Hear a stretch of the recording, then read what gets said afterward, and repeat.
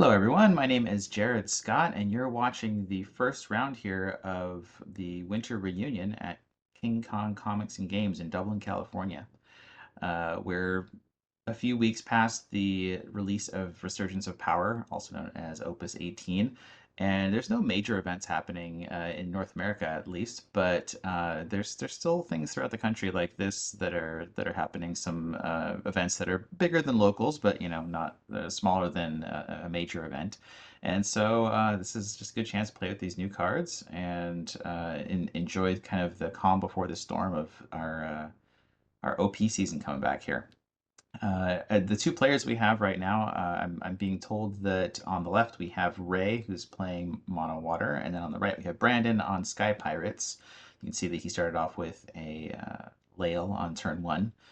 And the thing about Sky Pirates, this set is, they introduced a couple of new versions of existing cards that we had here. We have, namely the Fran and Kites, I think, are the two that are Job Sky Pirate that we got here. And um, Kites is a real it's a real hard one to replace in Sky Pirates. It's been so useful in that deck for so long, as far as just the safety of protecting your forwards, getting the effect again when it comes back in. And so we can see right there. There's the new kites, which is revealing from the top there, and then choosing that's a wind card, I believe. And if it happens to be a 12 card, then it also activates kites.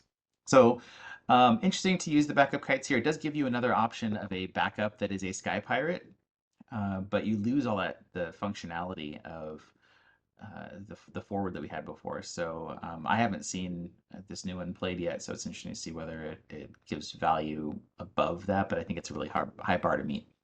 You can see he also played Bart's. This is that new Bart's that when he enters the field, you can choose both an element and a job to add to Bart's, which, even though we don't have any audio for them, pretty sure that he chose Sky Pirate here. Don't know what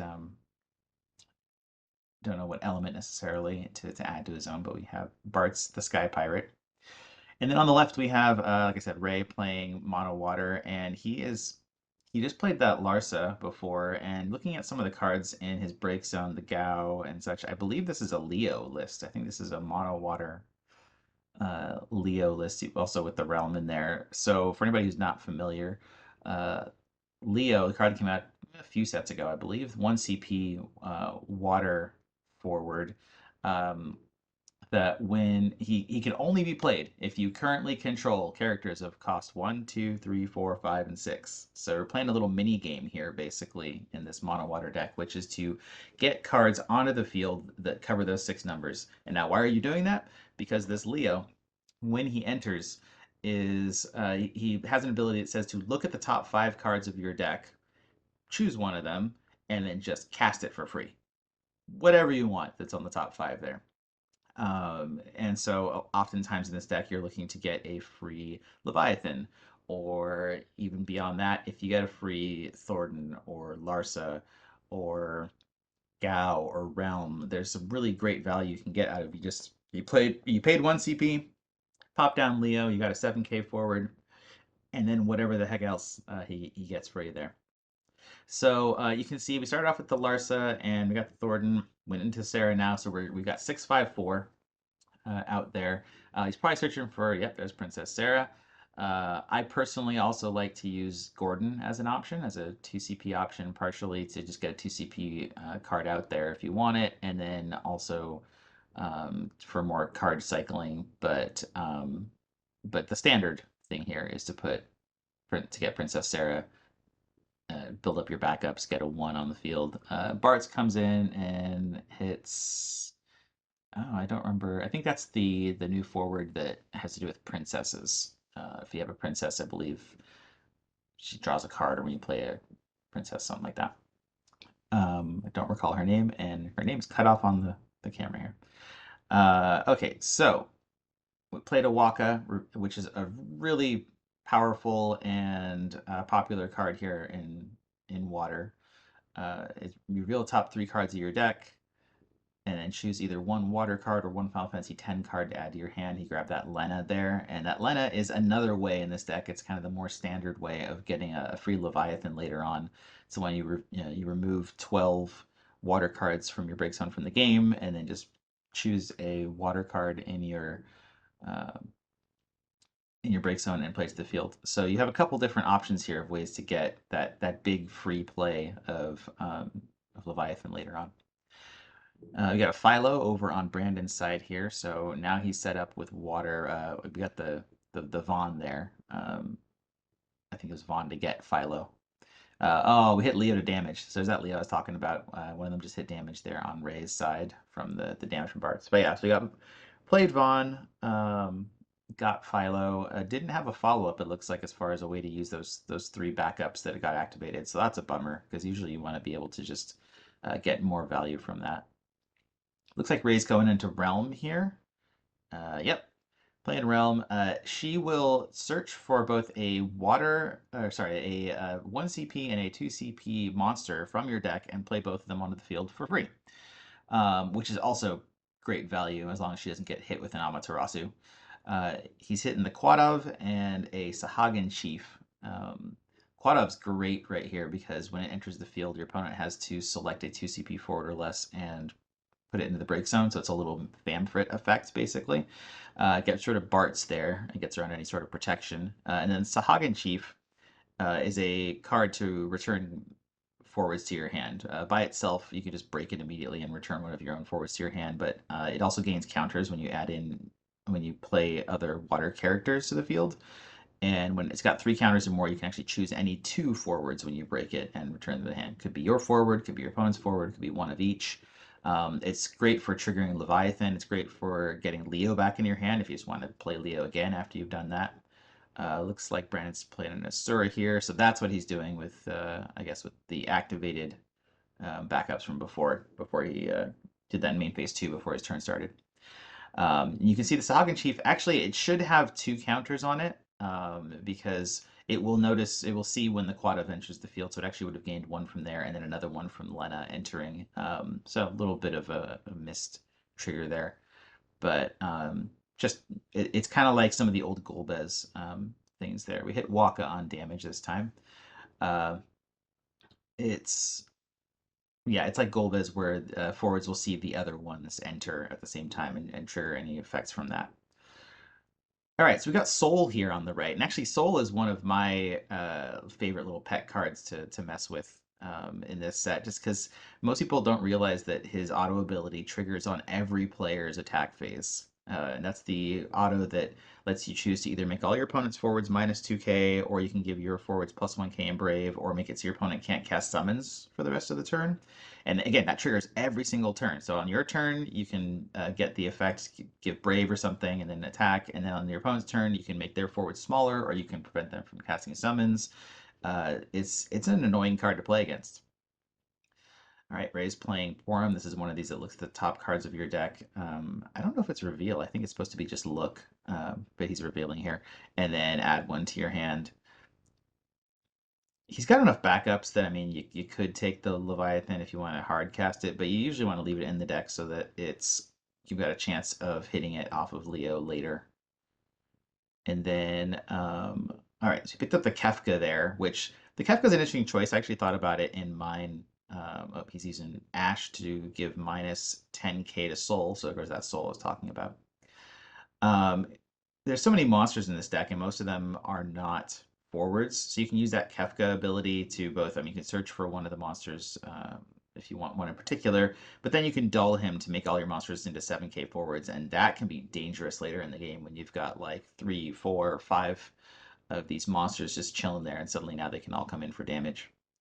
Looks like Lena attacked there and hit Ishtola.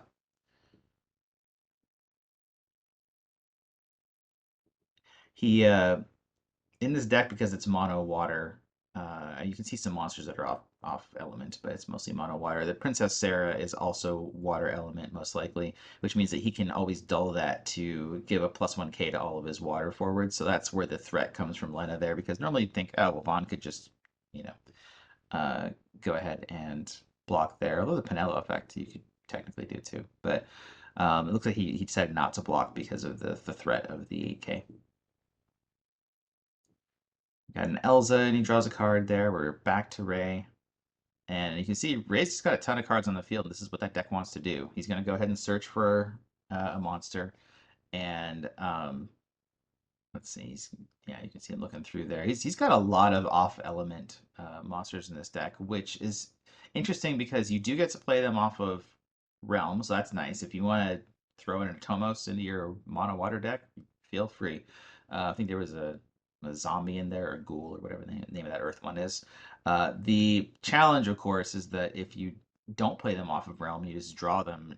You can't do anything with it. You don't have a way to play it. There's no backups or any way to get those off element cards into play. You can see there's a goblin there, which is a cheeky little play to get some haste in a card draw too.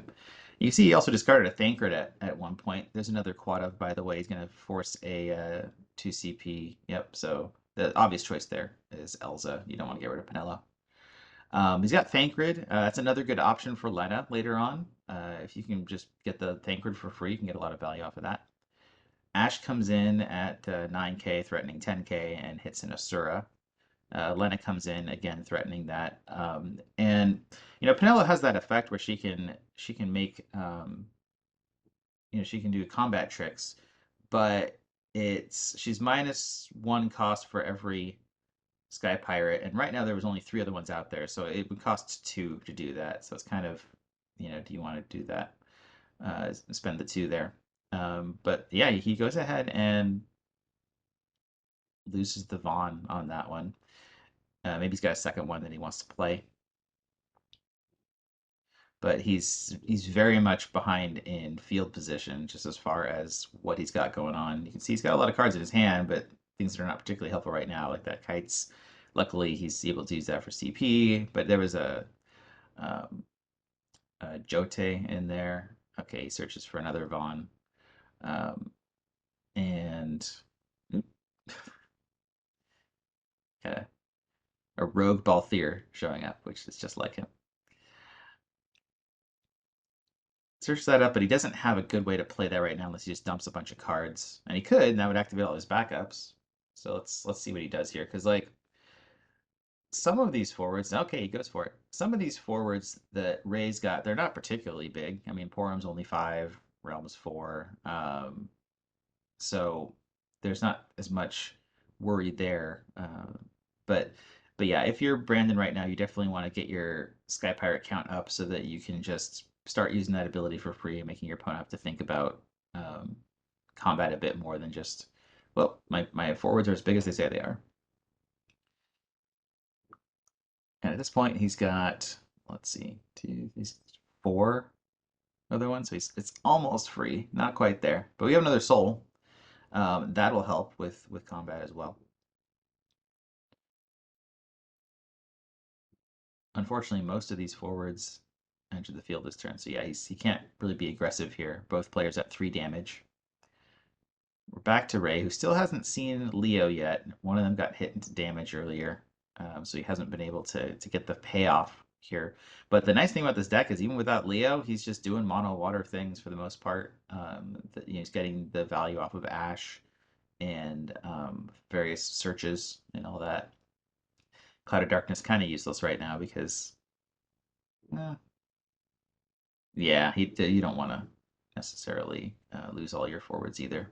But it's an option actually if he thinks it's cleaner and he'll be able to rebuild faster. So it looks like he's using Sahagin Chief to return Ash to his hand. He can now then play the Ash. The challenge he's going to run into is if he wants to try to get rid of Penelo or Vaughn, and if he targets either one of them, he's going to trigger Vaughn's ability to activate 2 backups, which then makes it so he'd be able to he'd have the CP available to. Oh, I think was he returning that? Okay. Anyway, CP available to use Penelo's ability to make whichever Sky Pirate was targeted be untargetable.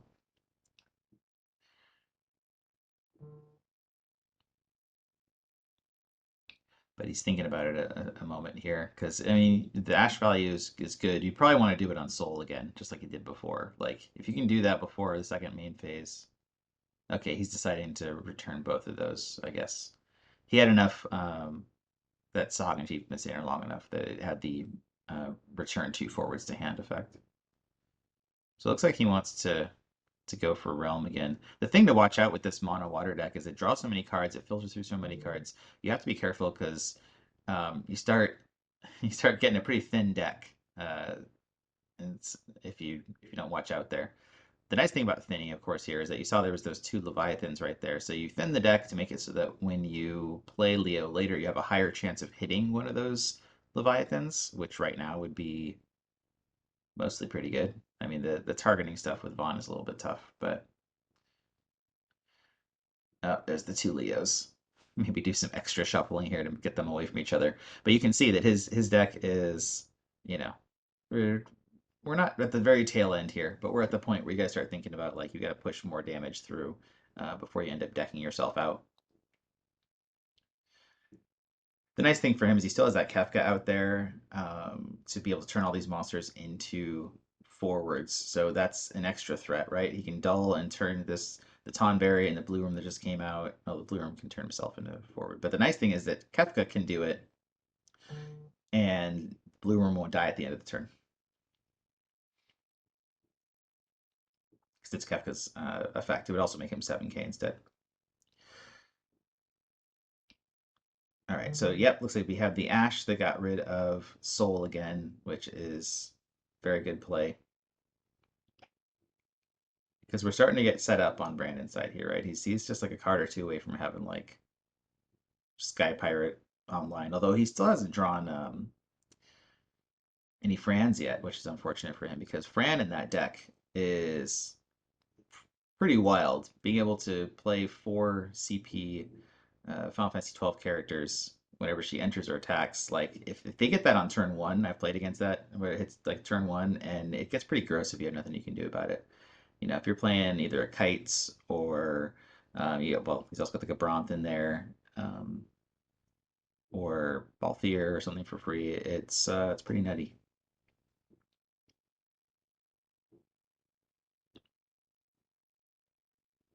All right, looks like he discarded the to use the Pinello effect there to make it untargetable, but then um, he followed it up, I think, with something else to also remove there because the Quadov has that secondary ability. It's expensive, but you can spend 5. You dull the Quadov. It's 3 of any element and 2 water. Break it, and then you choose an opponent's forward, and the opponent puts it either at the top or bottom of their deck,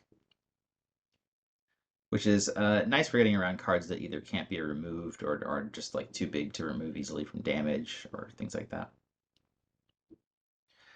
We got a Poppy. We got a Poppy in Brandon's hand over here. This is one of those fun ones. She she's got all those effects for forwards about different elements, and so she probably doesn't live long. Is the issue with Poppy, but it'll be interesting if we see her come out here and get some value. Back to Ray, and the thing about these mono water decks, if you haven't played against them yet, is once they get rolling, not only do they have a lot of things in the field, but they tend to have just tons of cards in their hand most of the time. Oh, there's Leviathan. It's like the one time he'll have not that many cards in his hand is spending to hard cast Leviathan. Okay, so he's returning Gabronth, and he's trying to decide. So now that Vaughn is gone, it's pretty safe for him. That was a huge thing for Ray to get rid of Vaughn, so that he's not getting the reactivations to fuel Pinello. So he's cleared most of the field there, unfortunately. Unfortunately for Brandon. He was going to cast Mist Dragon. I guess maybe he wants to avoid Lena stuff later, but I mean, at this point, the Leviathan's done most of the work, so. Or maybe he was maybe just desperate and drawing. Yeah, that's what it was. He was just trying to find something.